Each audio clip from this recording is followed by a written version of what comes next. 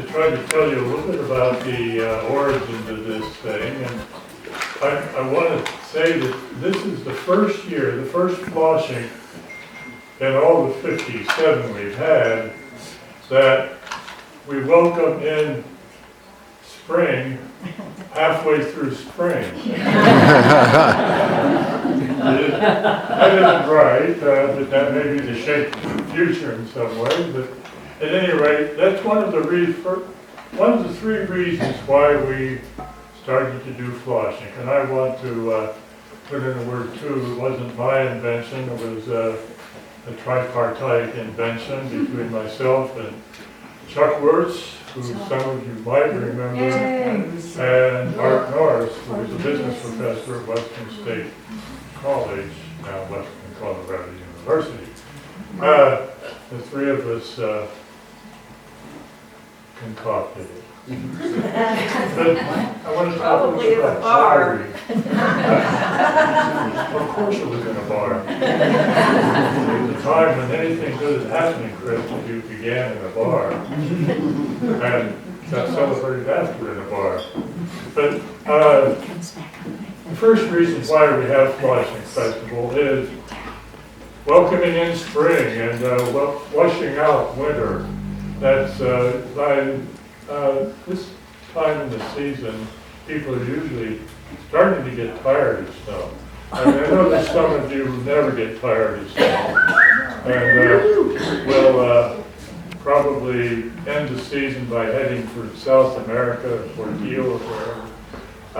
But welcoming in spring is the first reason for Flaushink. The second reason was that we just finished a season and it was time to have a big party for ourselves. When you think about it, we're inviting people to come into one of the most difficult climates in the world, one of the most remote spots in the world, thank God, and to have a good time. And we try to shepherd them through that without too much death and destruction, and most of them have a good time, and then they leave, and we can go through, and then that's time to have a good party. So Flaushink was to celebrate what we had accomplished. You remember years ago, Budweiser came here and they spent $1 million on having a good party for the weekend. We don't spend $1 million to have a big party for the course of the winter and still have a good time, and then we have a party to celebrate ourselves for having accomplished that. That's the second reason. The third reason is because at that time, those of us who were newcomers in the town, and I was a young man who was a newcomer then. Hard to believe.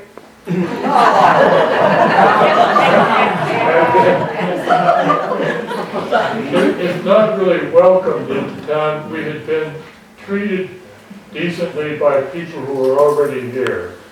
Most of the people who were here were of a mining culture. They would have liked for the town to stay a mining town and worked to try to get that, but they also invited the Forest Service to put make this a site for possible skiing areas, and the Forest Service did that, and somebody took them up on that. So a new kind of people started coming to town. We were, most of the mining culture were either first or second generation immigrants from Europe. The new people coming to town were immigrants, refugees from urban industrial America, either coming because they wanted to ski or coming because they wanted to get as far as they could from urban industrial America and still have indoor plumbing. That we were cautiously welcomed as newcomers, but it was a little tenuous for a while. And I want to go back a little bit and tell you about the day that to me made it something more than tenuous. And that was in the fall of 1967. Now 1967, you might remember, was what was called the Summer of Love. It was the beginning of kind of a new culture in America, or not the beginning, it celebrated the kind of beginning of a new culture in America. And we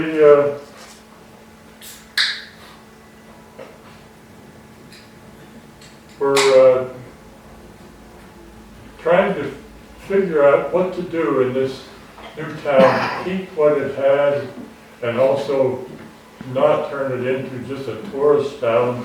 That was no longer a mining town, and how to make it something. And we created a society, what we call it a society. It's actually the first time that Crested Butte had a creative district. And that was the Crested Butte Society. And what it was a kind of an umbrella organization for anybody who had anything they wanted to do that would celebrate the town, commemorate what was here, and try to help us move economically into a new future. And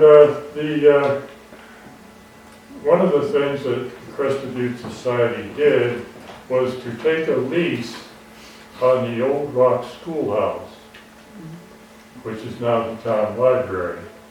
The rock schoolhouse was in bad shape at that time. It had been abandoned for years. Hadn't been classes in it for probably 20 or 30 years. And the school district leased it to the Crested Butte Society to have workshops in it and things. We thought we could get workshops here, maybe artist workshops, and maybe some of the artists would enjoy the town and take off and stay here and make their own economy going, an arts economy. That was part of the plan.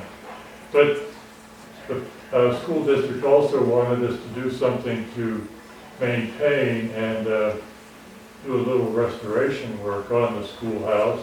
And the first thing was to put a roof on it. A better roof than it had. That fall was also the beginning of Crested Butte having some hippies moving to town. Hippies was a new term then, and now it's kind of an outmoded term. We had our first group of hippies who were mostly Western students who moved up valley, and that made the local people a little more nervous than usual about the hippies coming in. They worried that the hippies might be smoking marijuana or practicing free love. Which was true enough. But at any rate, this was the situation, and so we called for a work day to work on the roof of the schoolhouse, figuring that we could get some of the people who had gone to school in Crested Butte to come out for that, and not only did they show up, but the hippies showed up. The guys. And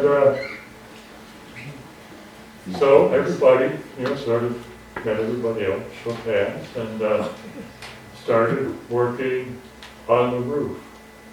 And because it was a rope-up situation, some of the hippies actually ran home and got their climbing ropes for that, because they were better than the old hemp ropes that the old timers had brought. And it worked out pretty well. The old timers knew what to do. The hippies were willing to try and dumb enough to get up on the roof. And tin started going down on the roof.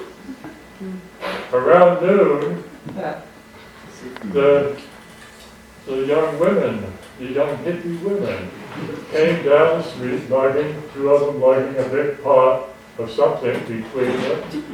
It was a fine, very healthy soup.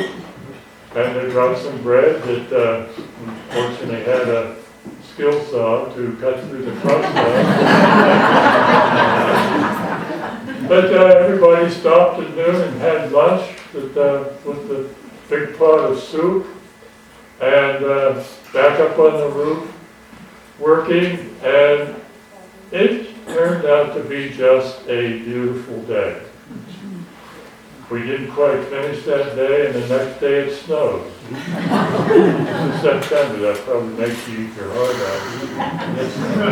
out. But it was, there was something about that day where you realize that a community is just people working together to get something done.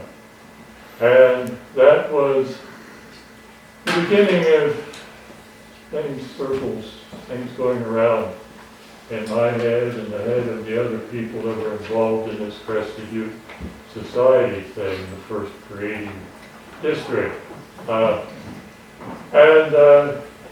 That led to, in 1969, after a year or so, some similar things to that going on, and people getting used to each other, and people that were very different in background becoming a community. So the Flaushink Festival wanted to be a celebration that would sustain and continue that. And we wanted to remember the old timers who had taught us to dance, as well as teaching us how to put tin on a roof. And we decided that we would, and this is something that's a little hard to explain, because a lot of you I know probably participated in a No Kings rally over the weekend, but we decided we would have a king and kingdom Flaushink.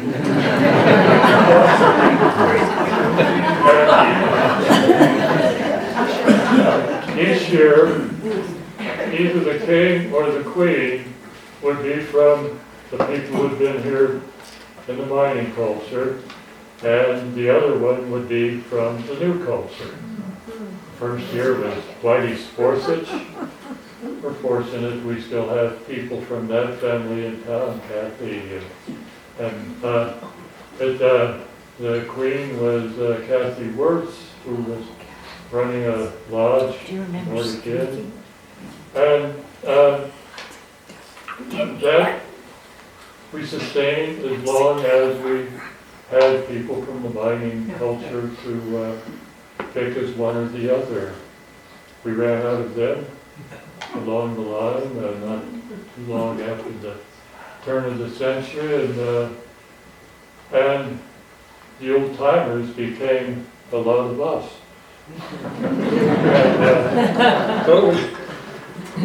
Picking the king and the queen from amongst those of us who were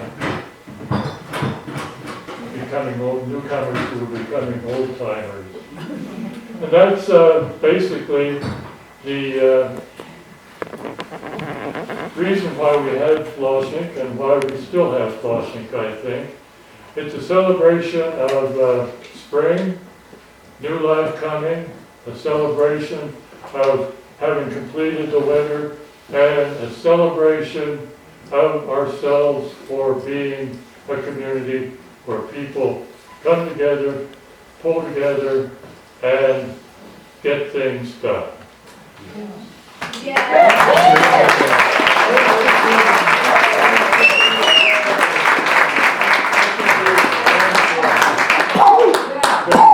Thank you.